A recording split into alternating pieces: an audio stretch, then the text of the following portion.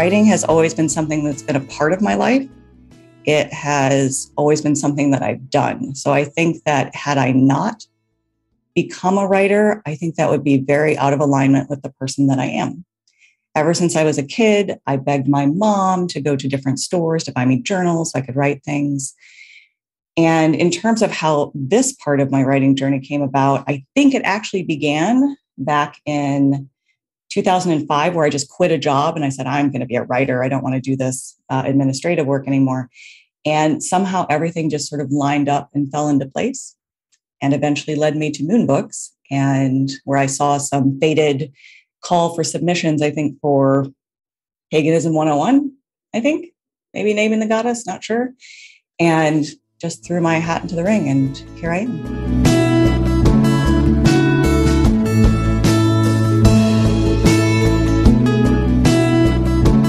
I was thinking about this question today, and I think the first step is hope for the best.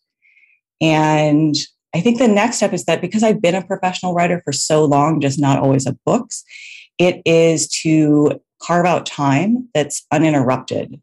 And that to me can look different from week to week. So in an ideal world, my writing sort of ritual, I would say, is to carve out unblocked periods of time where nothing else gets in. And I just sit down and I write, even if it's horrible, even if doesn't make any sense. I just sit down and do it because I can't wait for inspiration to come. I have to meet it, and hopefully it shows up.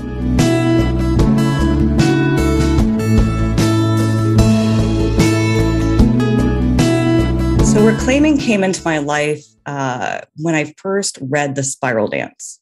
So I read The Spiral Dance by Starhawk back in the late 90s. And it was just an amazing description and of these people practicing witchcraft, which I had never been a part of up until that point. So I was really inspired by that book, but also thought it was just a book and these people didn't really exist. And then I moved to California and I met a lot of them. And I met them actually because my husband at the time went to school with someone who was one of the organizers for California Witch Camp. And she had said, oh, your wife should come, your wife should come. And so I went to Witch Camp in 2008.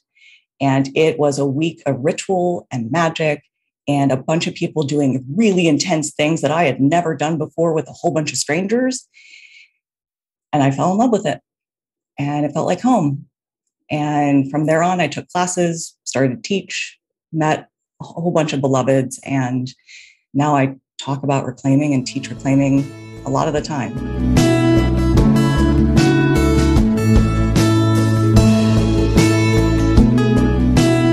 I can actually answer this except for the last one, because my favorite song depends on the day. So my favorite book, at least at this point in my life, is The Year of Magical Thinking by Joan Didion. It is a book on grief that is so visceral, and while I read it a long time ago, it actually really helped me with a lot of things that I've faced in the last few years. And it's just always stuck with me. And her writing is it's the way I like to write, which is really direct and really simply, so that folks can tap into it in the way that makes sense for them.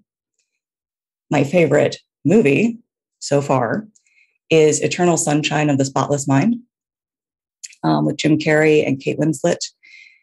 That movie is such a trippy, what's important, how do we hold on to memory, what is love, and what is reality, and what the consequences of our actions could be. And for me, it's just even talking about it makes my heart feel a little achy, but in a good way. I don't know, that's my kind of thing. My favorite song, I change this daily because it depends on my mood. But my current favorite song is, what's it called? Heavy in Your Arms by Florence and the Machine. And it's a really like regal, grand song that you feel could be sung out across big stretches of land. So it feels like a very big song that could be about love, could be about grief, could be about friendship, could be about existential crisis. It could be about a bunch of things. And it's just so like it taps into my body in a way that feels like it arises in me and like I'm part of the song.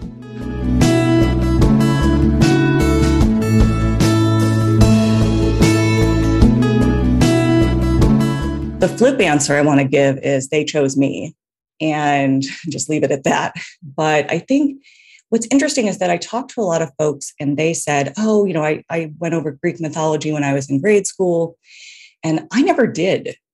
I was in a Catholic school and that wasn't really on the menu. And so I didn't really even know a lot about the Greeks until I was older and until I encountered witchcraft and gods and goddesses and deities. So I think they came into my life a bit more when I started practicing more deity-based witchcraft. And that was when I was a solitary and as I went into reclaiming and now too, obviously. The reason why I love the Greeks so much is because they're so inherently flawed and out loud flawed. And I resonate with that. I resonate with making poor decisions and having things go a little awry.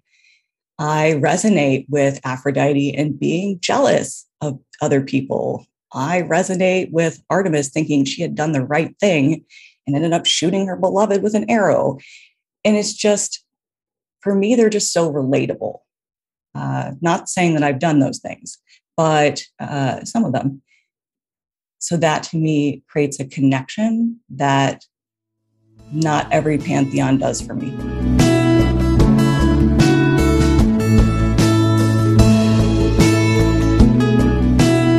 First things first, wear sunscreen. Second thing, take care of yourself. Take care of yourself at the expense of all other things. That is always the most important thing. And all of the writing that you're doing that seems like it's never going to go anywhere will go somewhere. Because I don't think at that age I recognized that that was even a possibility, that it was more of a dream and more of a thing that I would do.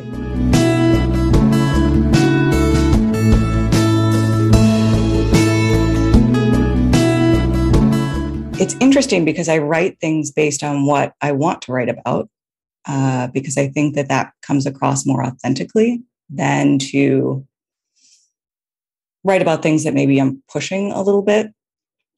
So it's funny because looking back, I can see the movement of my writing, but in the moment, I didn't have this plan.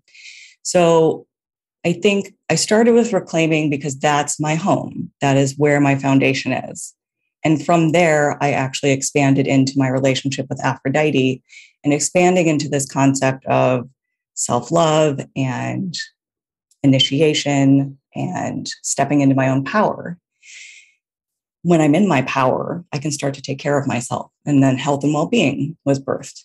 How can I use the things that I've learned to share with others and to show that there are ways for us to cultivate resilience that are accessible and not necessarily deity grounded or pagan grounded or reclaiming grounded. And then from there, in that space of self-care, resilience, and all of that, it really expanded my relationship with Iris, who I've always been working with, but even before Aphrodite. And this idea of when I am well-resourced, when I am well-balanced, I can move into this world of service, which is what I feel Iris has a lot to say about and a lot to inspire. So in terms of a long-term plan, it's starting to come together. It's starting to emerge. I have had this phrase in my mind for a while that was co-created with a friend of mine, is that life is a love spell. And so I think that I'm going to be doing more of the heart magic work, because at the core of all the things I do, that's there too. So I'm curious about how that's going to look. I have some thoughts, but they're still percolating.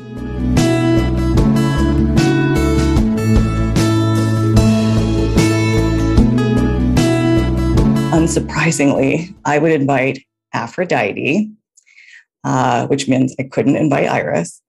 So Aphrodite, Freya, and Bridget. And the reason why I would pick all of them, Aphrodite seems a little like a no-brainer for me, but I would love to sit in the presence of that energy at dinner. Freya, I actually have worked with Freya a lot. And so I'm curious, I'm actually more curious to see how Aphrodite and Freya would interact. That's actually why I would want them both at dinner.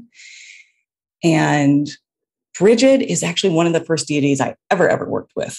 And so I want to bring these beings together that are all sort of part of my spiritual journey in strange ways. And some of them have stayed and some of them haven't. And I'm curious about what they could tell me about that, their interconnectedness and any connections that I haven't seen and how their energy is, what their stories are. Also, I'd like to ask some questions about some of the stories as they've been told by various interpretations. I want to know some things. In terms of the entree, I'm not the person to do that. I would have one of them choose that. I'm not your person for choosing the food for the day. So what do you all want?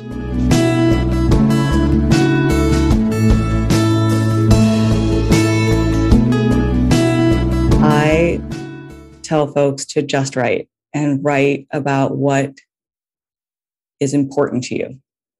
Write about anything and everything that catches your eye, your heart, your attention.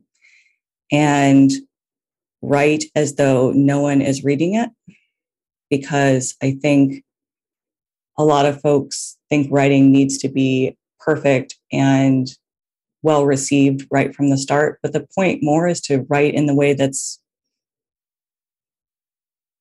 who you are, because that will connect.